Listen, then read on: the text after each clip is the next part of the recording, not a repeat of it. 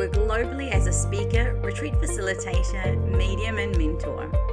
My mission is to awaken and realign you back to your magnificence, your power, and infinite potential. As the founder of the Rise with Love philosophy, I'm honored to share wisdom that will create the expansion of joy, abundance, love, and freedom to flow into your life. If you're ready, I want to hear you say yes, because the most wonderful things will unfold for you when you embark on the journey to rise with love. Let's get started.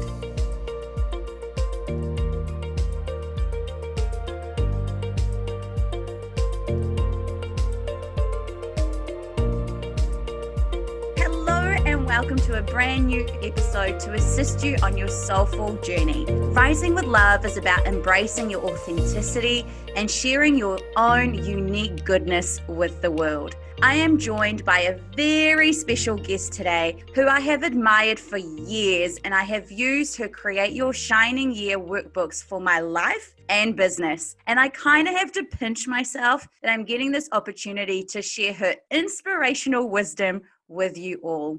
She is a best-selling author, a mentor, artist, a mama, and a multi-millionaire hippie. Her mission is to assist you to discover your glorious dreams, feel less alone, and change the world. So it is my absolute pleasure to introduce you to the fabulous Leonie Dawson. Oh, hi, Melissa. Hi, everyone. It's a joy to be here. Oh my gosh, you have no idea how excited I am to get this opportunity to chat with you. You have just got the most incredible journey. So I would love for you to maybe share, just to begin with, what have been some of your favorite highlights of your life? Oh, you know what? I'm somebody who doesn't when people say, what's been the best day of your life? Honestly, it's not the day that I gave birth to my kids, because that was a lot of hard work, really painful. I don't know how people, right? I don't know how people forgot about that.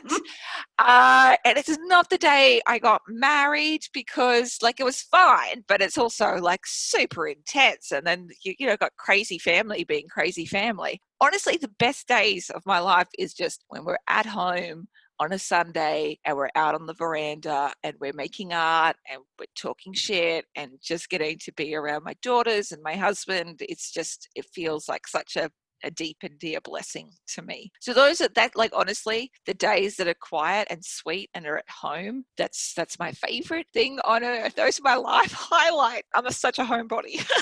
I love that, because, sometimes there is this expectation, right? I mean, I have 3 kids, so I totally get the whole giving birth thing. It's just I don't know how anyone finds that pleasurable.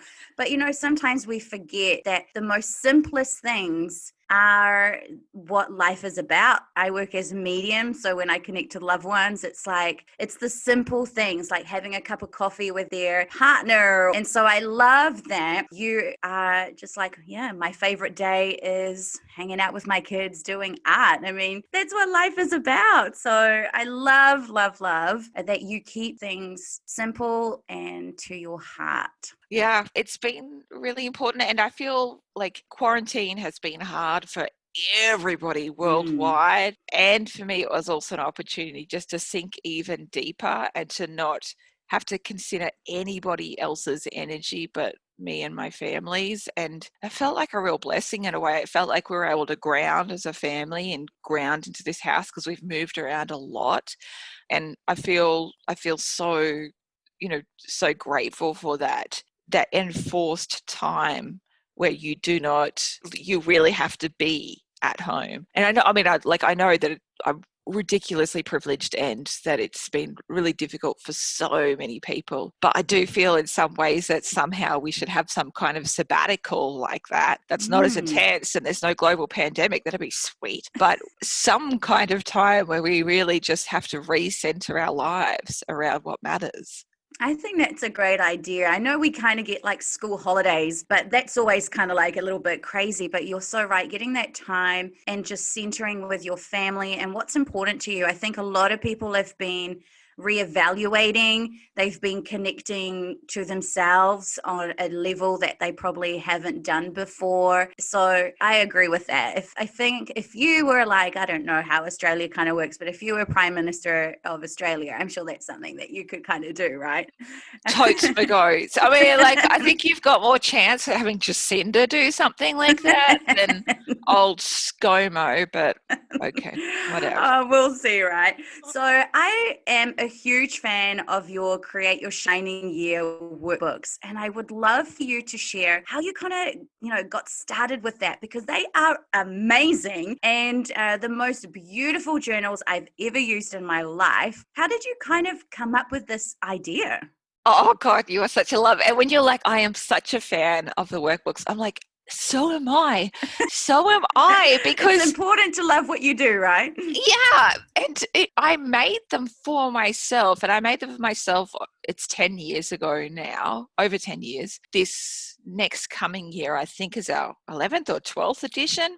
Oh, Anyway, wow. It was when I was pregnant with my first daughter, and I just knew that I had a really difficult initiation ahead of me with the coming year, and that my transition into motherhood would mean a lot of changes, and that I needed something to hold on to. I needed to kind of like construct, I don't know, kind of like the sail post of my ship, the mast of my ship, so I could, of my goals, so I could strap myself to it when the waves got really hard. And it was so right on, like the waves did get really hard, but at least I had those workbooks to hold on to. And I wanted something, I wanted to set my goals for the coming year. And so I looked around, to see if there was anything available. And first and foremost, 2009, there was nothing available except for some really like manly kind of stuff, which was very black and white and very money focused and very career focused, where for me, like, fuck yeah, I want to nail my career, I want to nail my money, like I'm very ambitious, but it cannot come at the expense of my life, my soul, my creativity, and my family, because that's so important. It's the driving force of my life. And I also didn't want it to be like black and white and boring as batshit. And so I created like these little workbooks for myself primarily, and I wanted to make it like rainbowy, and I wanted it to help me set my goals in every area of my life, my creativity, my health, parenting, business, money, all the things. And I wanted to feel inspiring and joyful. So over a few days, I sat down with my watercolors and my ink pens, and I made it for myself. And then I thought, oh, this is really cute. Look, I'll just put it online. And if like 10 people use it as well, that'd be so fun. And it's gone on to be used by like 400,000 people worldwide, which is pretty magical and pretty fun. And I still make them every single year for myself. And it's just a real blessing that there's so many other people out there who have started using them and going, I can't live without these anymore. So every year I need them.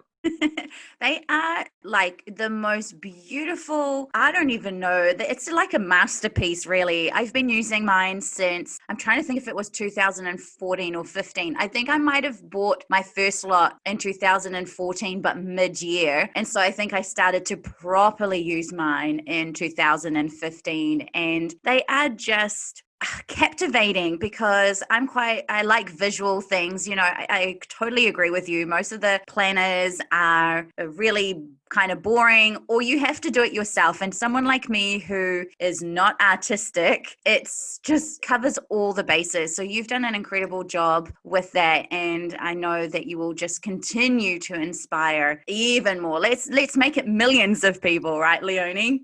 That'd be so fun. And I think it's so important as well, because what happens is the reason why people use it over and over again is because they see the effects it has on their life and in their business when they do like take the time to set their goals and really look at what's working and what's not working. And then when they see the results of that, they're like, well, I can't do without this anymore, because it helps me to change my life and my business in the ways that I want it to change. So it'd be so great to have more and more humans, beautiful hearted humans, doing that, rising up and doing what they're supposed to be doing in the world, because that's how the world's going to change.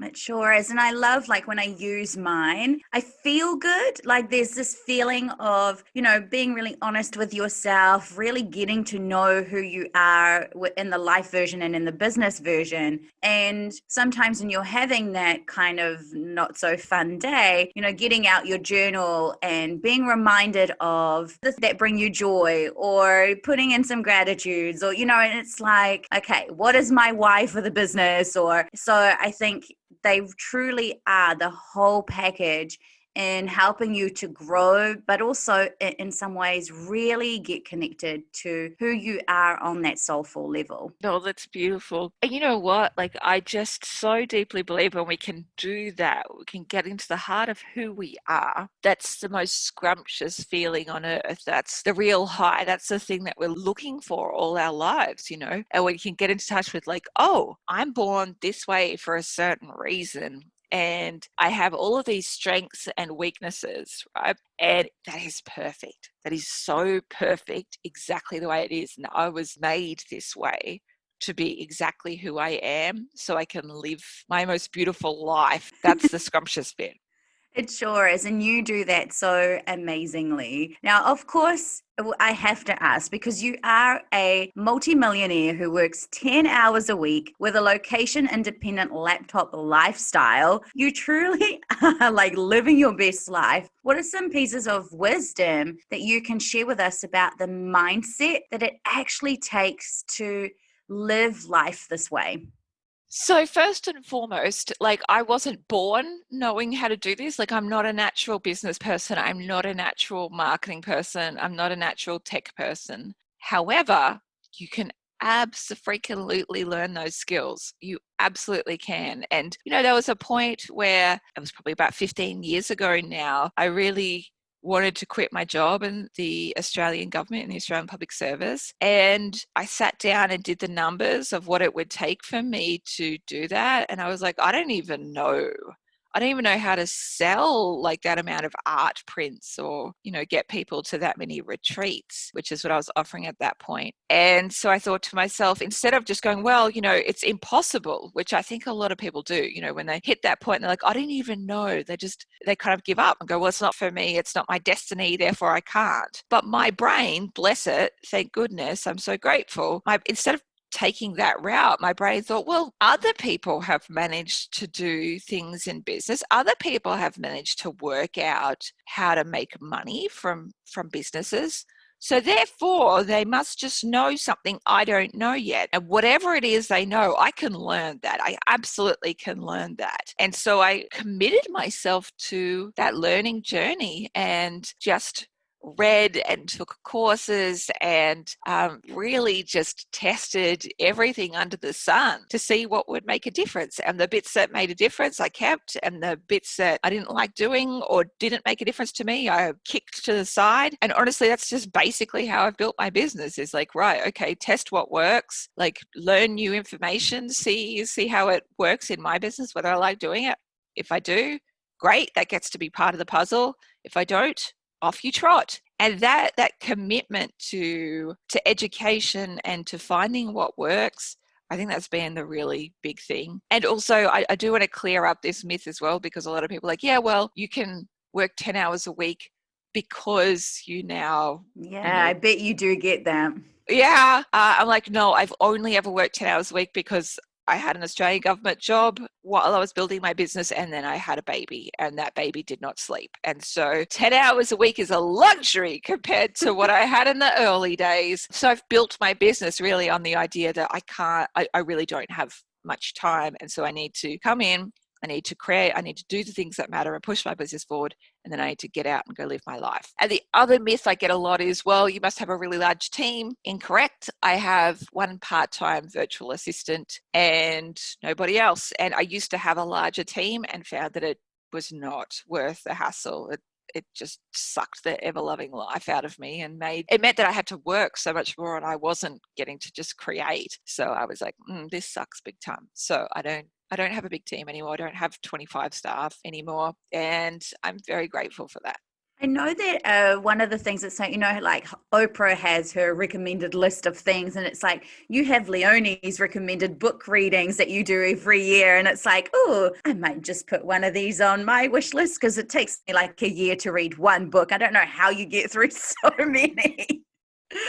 Oh my gosh. Yeah, the books list are just my favorite. It actually came about because I wanted to read more books myself. I started like 2012 publishing my annual books list, and it was just because I had a little kid at that point. And I thought I'm not going to get through many books, and then I thought, what would force me to read a lot more books is to publish a list of like the best books of that year. There's nothing like public accountability that really gets me going. So where I would have struggled, in the early days, it was a struggle to even read one book a month. I can now read up to about 400 a year. What? Wow. Yeah. Is that including like through Audible or like literally just reading? Oh, I don't read that many through Audible. I probably read maybe 10 of those a year through Audible. Wow, that's really impressive that you read that many. I'm like, I'm going to have to make myself accountable to put some more books on my list, but I definitely do have a little sneaky look as to what you recommend and put that on my list. So if you don't already, make sure that you go and check out Leonie's book recommendation list and find yourself a little gem. One of the things that I absolutely love about people is how authentic they are. And I don't think there's someone in the world that is probably more authentic than you, really. So I think you just fully embrace who you are and your uniqueness, and you are an incredible inspiration and leader of what is possible when you follow your own calling and rhythm of life. So how did you kind of get to the space, Leonie, of embodying your greatness? So I think so when I was about 13 or 14, I remember looking around at I was in high school, and I remember looking around and seeing that everyone's like faking it in order to try and get people to like them, right? And they're trying to be someone they're not really. They don't want to be seen as weird. They just want to be cool, But even when they manage to accomplish it, like all the cool kids, they're still not that happy. They're still kind of afraid. Like you can kind of see it in their eyes that at some point they might get found out and people won't like them, like that people may find out they're an imposter because they're actually a human, you know what I mean? Like it's not about being cool. They're unique human. So there's going to be like their vulnerabilities and their fears and their quirkiness, all the scrumptious things that make us human. And so I thought, right, well, they're spending a lot of effort in order to be cool, and it doesn't look that much fun. Like they don't look like they're having that much fun, and it's also just not sustainable because they're not going to feel like people love them for who they are, And so I thought, right, so everyone's trying to be that, and they're not having fun, and even if they achieve it, they're still not having fun, so that doesn't make any fucking sense, right? And so for me, my brain is likely I'm likely neuroatypical. I'm likely Asperger's. I haven't been formally diagnosed yet. I haven't really needed to be formally diagnosed, but it'd be interesting to find out.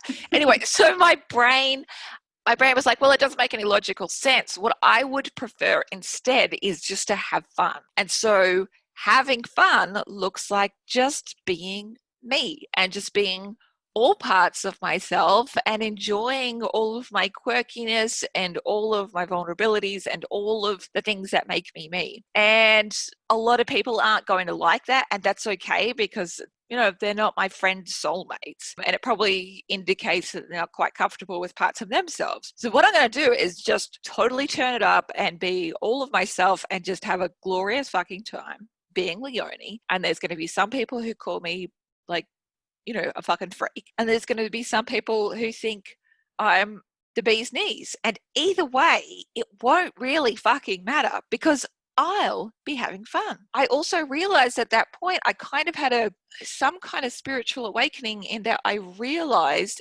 very clearly one day that we were all alone in our own bodies, and that even if you one day, found your your love soulmate, they're not going to be with you every second of the day. And at some point they'll die or you'll die, and my beautiful brain would just go in that direction. And so I realized the only person I would spend the most amount of time with, all my time with, was myself. And so if I became my own best friend, I would never be alone again. And so that's what I did. I was like, right, well, this is fucking right. I get to be best friends with Leonie, who I'm going to be with for all of eternity. And we are just going to have the best time of our lives being ourselves. And so that's what we did. That's what we've carried on doing. And, even my schoolmates from back then are like, oh, you think Leonie's putting this on? No. She has always been like this. And I've had a fucking great time of it. I've had a brilliant time of it. So that's what I recommend, is just like, let that freak flag fly, be your own best friend, and enjoy the absolute shit out of it, because life is for enjoying. Oh my gosh, I honestly adore you. So I think you're the bee's knees. But, amen, sister, being your own best friend. And you're so right. I mean, like I said, working as a medium, I deal with this stuff. No one is ever going to be with you your whole entire life. And so it's such great advice onto choosing to have fun, because that's how you manifest as well. Like, the universe is responding to how you're feeling. So if you're having fun, then you're going to be invoking more fun into your life. And it's actually quite draining and exhausting trying to be a version of yourself that you really aren't. So how clever were you as a teenager to work that out? And I kind of, just to help people out a little bit, what's maybe been like the biggest challenge in embracing your authenticity? Because we kind of live in a world where people are like, be yourself, but then don't be yourself. So it's kind of like, how do you, what's some advice, or how did you kind of decide? I know you talk about your brain, but how did you decide, that's it, I'm Leonie, like it or leave it? Well, I mean, for me, it's when I was in school, there was absolutely some people who thought I was bananas. And I got bullied a lot at a state school. And, I carried on anyway. I just thought, oh, you sad fuckers. You sad fuckers. Like, come on now. And unfortunately, it was kind of the school and the area for it. It's kind of known for its not being super embracing of any kind of diversity whatsoever. And so at a certain point, I said to my parents, look, I'm like, I love being myself, and I don't want to stay at this school. We didn't have any other options in terms of schools in my area. And so I said, look, I'd prefer to go overseas as an exchange student for a year, or I'd like to go to boarding school. And my parents said, well, look, if we prefer if you went to like overseas after you finish school. So we can't afford you to go to boarding school. So if you could apply for scholarships and choose where you want to go, and we'll try and make it happen. And I'm very, very grateful, because it was a real challenge for my parents as farmers to be able to get me to boarding school. But, I managed to get some scholarships and went to a smaller boarding school that was really, really diverse. It was just beautiful. And so it was much more, a less kind of bullying culture. And I think that's kind of been key in a lot of ways, is that there's at some points, I'm going to absolutely love being myself. But if there's toxic environments, I am going to like look at other options, because I don't feel like warring every day, to be myself, for the right to be myself, because that right is irrevocable. And it was heaps easier. I mean, there were still people there that thought like, wow, she's a fucking weirdo, but they were kind of less overt about it, which is nice. I don't mind if people like don't fucking, like love the absolute shit out of me. I just also don't need to hear about it. And I also don't need to like be bullied about it relentlessly. And I've carried that through for the rest of my life. There's only been a couple of places where I've been in a work situation where it did feel like a happy and glorious fit, and so that's like, okay, that's fine, let's look for other options. But for the most part, I would say in like 90% of situations is that people are really happy to be around, somebody who flies their freak flag, because it gives them the opportunity to be more of themselves, and people know that they can be completely wackadoodle around me, and I'll just think it's great. Like, I'm not going to judge them. I'm going to think like, oh, you think that's weird? Let's take it to the next level, lady. Let's go. I love it. I think, you're right in the sense, taking charge of your life. Like you, as someone, by the sounds of it, please feel free to correct me if I'm wrong, but you seem to be someone who's like, if this isn't working, I'm going to do something about it rather than just wallow in it and just expect someone else to kind of fix it. You're a real go-getter. And I think that is a testament to why you are living your incredible life, is because you're in the driver's seat, right? Yeah, big time. I am in the driver's seat. Having said that, like my husband is in some ways kind of like the temperate force behind the driver's seat. My husband is deeply sensitive, and he is not somebody that I can control, which is, I find, very magnificent, very attractive. Like I'll say to him, I said to him last week, I said, did you want me to write you a really long to-do list of jobs I want you to do around the house? And he said, would you like me to build a bonfire to put that to-do list on? Because that's what's happening with your to-do list, Leonie. So I have obviously I am a force of energy, and I appreciate that my husband has zero willingness to be controlled by that force. Oh, you guys are so cute. You have two beautiful daughters who I love that you call them mermaids. I mean, can you just explain why you see them embodying the mermaid energy? Oh, well, I freaking love mermaid energy. And when I don't have short little pixie hair, my hair is halfway down my back, very curly and very mermaidy. And I come from the Whitsundays, which is this very beautiful tropical place, which feels very mermaidy. And of course, when they're in the belly, they're half human, half fish. They're dancing around. It's so true. We have gills before our ears form. Yeah. And so I'm like, of course, they're little mermaids, and they are. They are.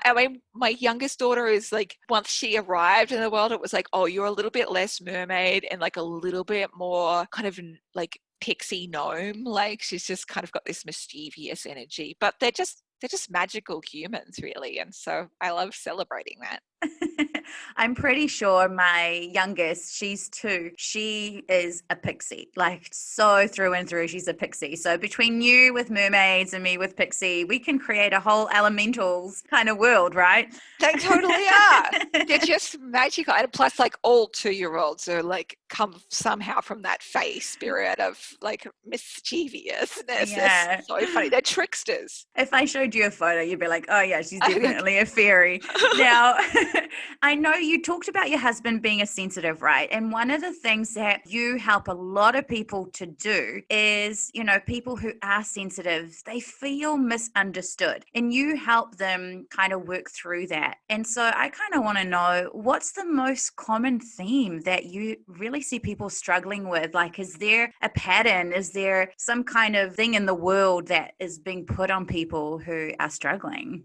So here's what I always talk about, right? I talk about zebras a lot. And why I talk about zebras is, if you've got zebras out in the paddocks, they're not like, there's not a zebra out there that's like, look, if I could just be a little bit more understood, or if my stripe could be a little bit more different, then I would be worthy of love.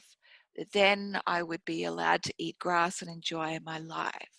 Like, no fucking zebra on the planet is thinking that. A zebra is thinking, I'm a motherfucking zebra.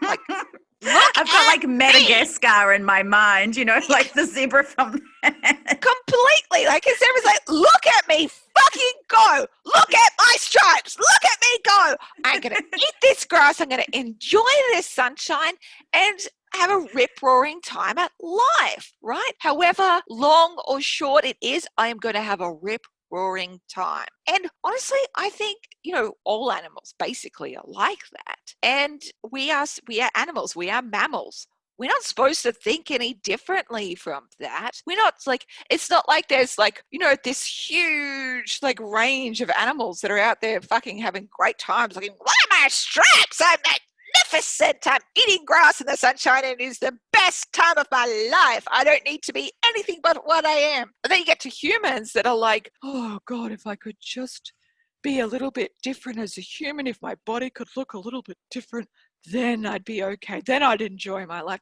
No, fuck that. You were born to enjoy the absolute shit out of what you are. Like, you are worthy of love just as you are. You were born to be exactly as you are. You are supposed to be that zebra version of yourself, just out there going, fuck yeah, look at my stripes, and fuck yeah, I'm going to eat some grass, and fuck yeah, this sunlight is incredible. Oh my gosh, I love you so much. I totally agree. I think we all need to kind of think of ourselves as zebras, or I kind of want to be a unicorn. So Oh, that's big okay. time, big time. And I wanted to say that any other, for you to think any differently about yourself, that is a construct, and it is being put there by the patriarchy, and it's being put there by white supremacy. And you know what we say to that shit? We say, fuck that nonsense. We will smash that up into smithereens, because it is man-made and it is bullshit, and it is holding us back from our divine truth and light. So fuck it all. Fuck all the capitalist constructs that tell you that you need to have a different face in order to be allowed to be on this planet.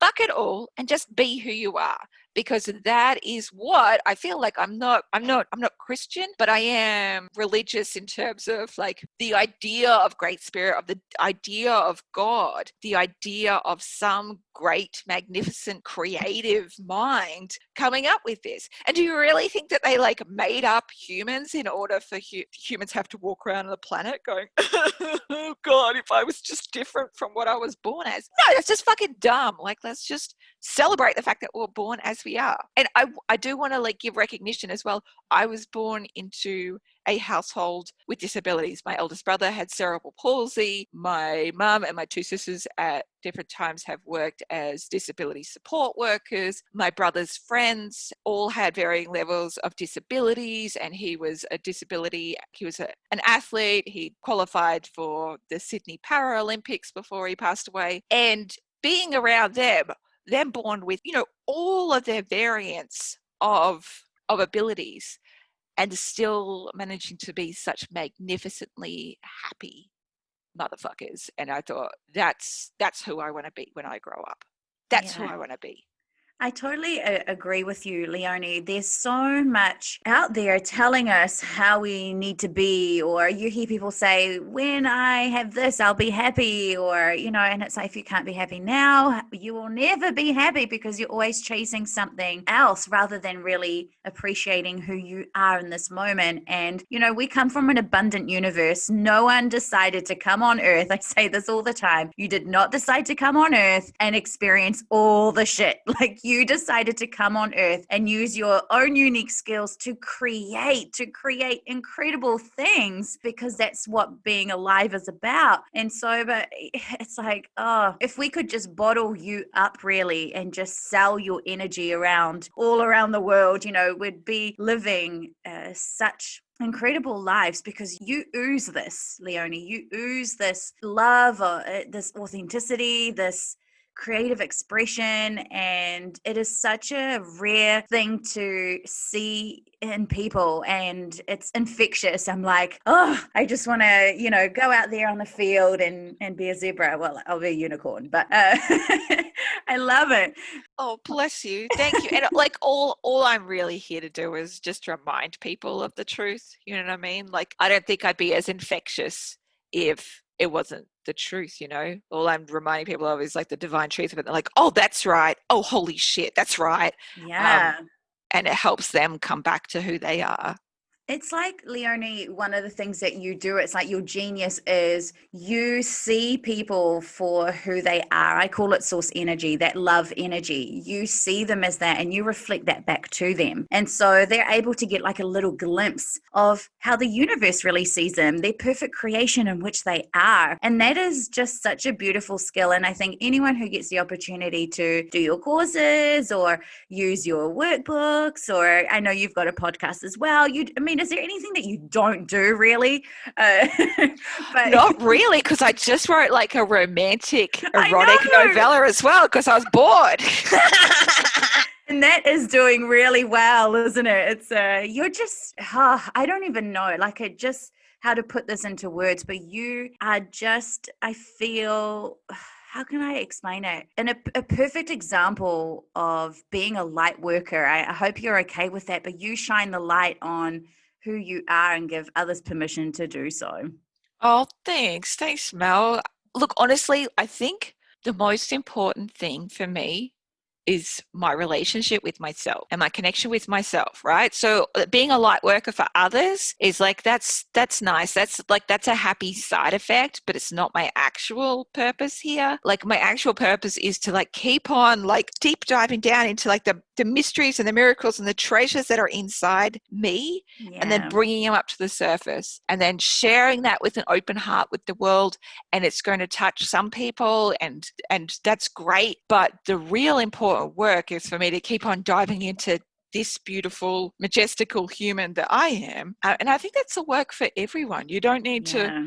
look outside, and you don't necessarily need to like be thinking like, okay, well, how can I turn up and help other people today? I think the question more is like, how can I dive deep into in myself and find in there and create and bring to life, and it will heal and it will enrich a part of myself. And when I offer it up to the world, it may help some people, but it's not the reason that you're doing it.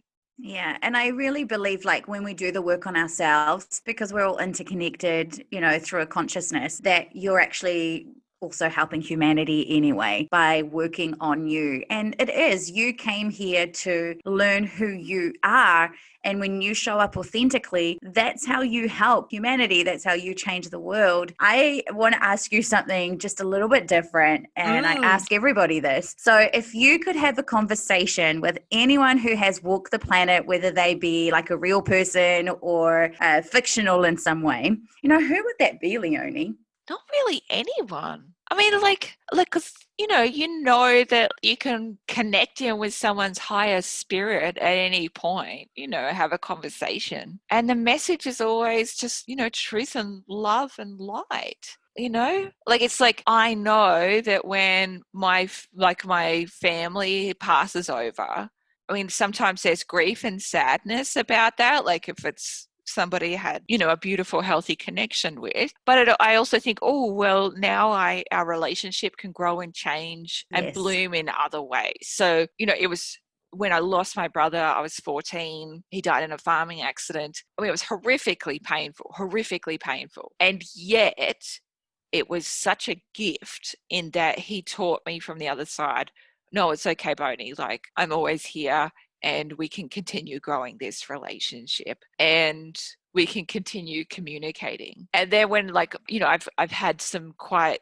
dysfunctional relationships with some of my older relatives, and so for me now when they pass away, I think, oh, that's okay, because now we can actually resurrect our relationship into the truth of love and light, because I can actually have a rational, logical conversation with their higher self, because sometimes people are so stuck in their human dysfunction, like you just can't even get through them, so it's like in some ways it can be like, oh, thank goodness, like now they're back, re-emerged back into the spirit world. Now we can get to the important work of healing and communicating clearly. Oh, So that's yeah, amazing, right? it's a magical thing. And so I don't know if there's anyone that I feel like I need to have a conversation with, because I've already had it. I can always connect in if I need to. But Exactly.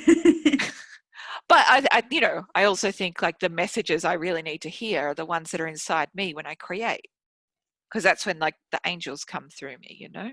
That's amazing. And I love your outlook, because as a medium, this is what I hope everyone kind of really understands is you have the opportunity now to have a relationship with those who have departed in a completely new and exciting way, and to really have them as the truest, purest version of themselves, not who they were stuck on earth trying to figure out who they were, or portraying a different version of who they truly are. So this is what I mean. You are so inspirational in how you talk about things and your outlook on life. So I kind of want to ask you, last little thing is, what is your hope for humanity in the future?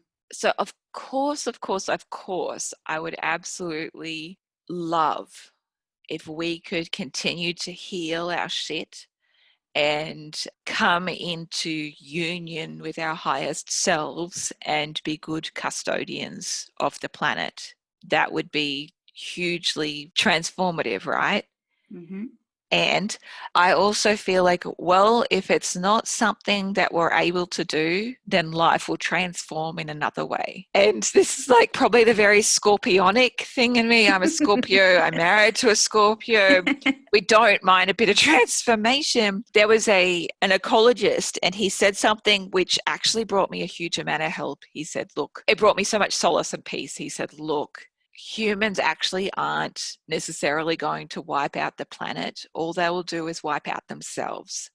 And the earth will take some time to recover, but like there's nothing we can necessarily do which will actually cause the earth to not be here anymore. And what the earth excels at is transforming what's there and blooming in new directions. And so, we've all seen, where a city is left for a few years and how the trees start to grow back in. Well, if you think about 20,000 years, 50,000 years, a million years down the track, you wouldn't even see evidence that we'd been here. And the microcosms of animals would begin to evolve in different ways over millions of years, and Earth would be repopulated in a different kind of way. And that to me actually brought me so much solace. I'm like, well, okay, the only thing we can really fuck up here is ourselves, and the Earth will continue to transform.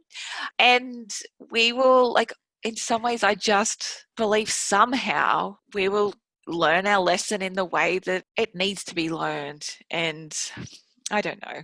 It just brought me solace and peace to think of that, because if I don't have something to hold on to, and I think, oh gosh, the world is in so much pain and people are in so much pain. I mean, the world is in pain because people are in pain. I need something to hold on to. And I continue to hold on to both the transformative power of humans and the transformative power of the actual earth itself and the innate wisdom in both of us. And here's the thing, we aren't actually separate from the earth. We are mammals and we are animals, and that innate wisdom of evolution and growth has been with us through the beginning. And if you think about all of the hard shit humans have gone through, from living with fucking woolly mammoths to saber-toothed tigers and all sorts. Yeah, the megafauna and not being able to live with air conditioning and famines and floods and disasters and pandemics on a whole other scale. Even though this is a fucking scary pandemic, when we look at the Middle Ages pandemic, it would wipe out 30 to 50% of the population, and then they would have another round of it 18 months later. Insane. So our ancestors have been through some full-on shit, right? And they have persevered, they've innovated, and they've changed. So of course we can do that. Of course we absolutely can do that. We are resourceful, we are smart, we are strong. That's what we're here for, to keep on to grow and evolve.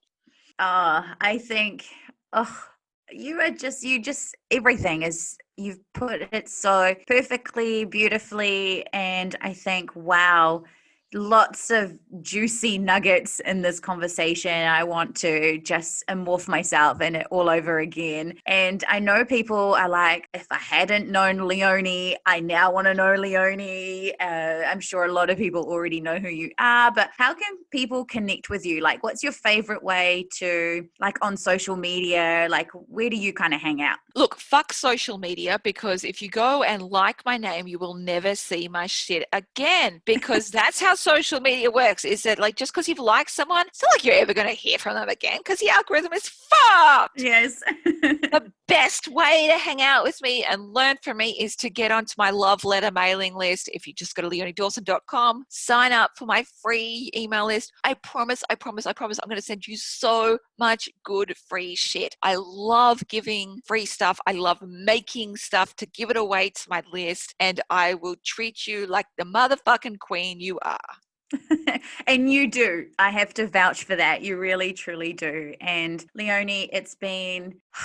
This is in some ways like a complete dream come true for me, getting the opportunity to speak with someone who I love and respect and admire, is, I think what Rising with Love is all about. You are the perfect example of embracing your authenticity and, living your best life. And I don't even really know what to say. I'm speechless, which is so unlike me. I'm never speechless. All I can really say is thank you so much for being you. Oh, treasure. Same back at you. Thank you for being you. Thank you for loving with such a big open heart. And thank you for having these really important conversations. And I think you have such a gift at bringing out the juice and the gifts in people. Well, thank you. I'm going to take that. And of course, everybody, Leonie and myself, we just keep encouraging you to show up as you. That's so important. You are an incredible human being. Embrace all of who you are. The vulnerability, like Leonie talked about, the beauty, embrace it all. And that's what Rising with Love is all about. So everybody, until next time, peace, love, and blessings. Melissa. Mwah.